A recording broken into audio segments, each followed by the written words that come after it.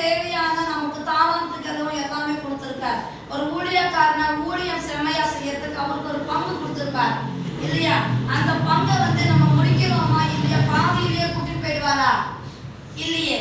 அவர் கொடுத்த நம்ம வேலைகள் நம்ம என்ன செய்யணுமா? நேர்த்தியா செம்மையா முடிக்கிறவங்களா இருக்கணும். பாதியில அறக்க பறக்க உலக ரீதியான காரியங்கள் ஒரு பக்கம், நம்ம ஐயா கிட்ட சொன்ன தெரியும், உலக ரீதியான காரியங்கள் ஒரு பக்கம், நம்ம சுவிசேஷம் ஒரு பக்கம் அப்படின்னு சொல்லிக்கிட்டே இருந்து அது பூர்ணம் அடையுமா? பூர்ணம் அடையுமா?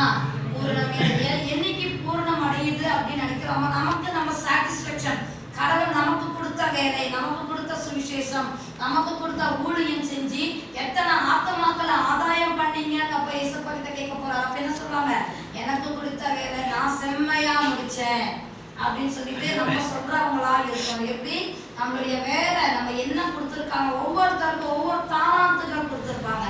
ஃபார் எக்ஸாம்பிள் எனக்கு நானே இன்னைக்கு சொல்றேன். ஆக்சுவலி நேற்று எனக்கு முடிஞ்சிச்சு. எங்க சார் சொன்னாரு, எனக்கு ரொம்ப கஷ்டமா இருக்குது, வீட்டுக்கு போகலாமா? இன்னைக்கு குட் ஃப்ரைடே அந்த சர்ச்சுக்கு நாங்க போனோம். அந்த சர்ச்சுக்கு போனா நாங்க விசுவாசிகளா உட்கார்ந்துக்கிட்டு கொடுக்குற போதகர்களுக்கு நம்ம செய்தியை கேட்டுட்டு போய் எங்க சர்ச்ல அப்படிதான் இருக்கும். யாருக்கும் அந்த வாய்ப்புகள் தராது. ஆனா நான் ஒரே ஒரு வார்த்தை சொன்னேன், என்ன தேவன் இந்த இடத்துல பயன்படுத்துகிறாரு அதற்காக நான் கண்டிப்பா இருந்துதான் ஆகணும். எனக்கு லேட் ஆனாலும் பரவாயில்ல, ஆனாலும் நான் மறுபடியும் சனிக்கிழமை மறுபடியும் ஒரு வீட்டுக்கு போயிட்டு ஞாயிற்றுக்கிழமை கிளம்பி வந்துடணும்.